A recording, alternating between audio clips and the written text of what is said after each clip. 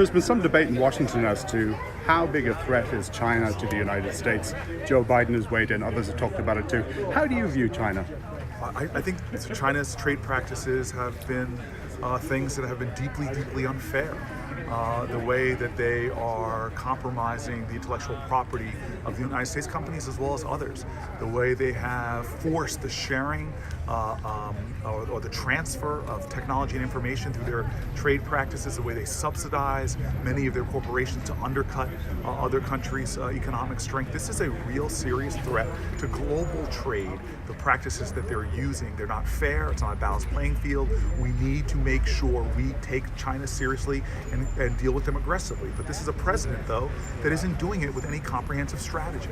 In fact, some of the very allies that we should be teaming up with to add more pressure to China, he's turning and using things like national security waivers to put tariffs on places like Canada. That's outrageous.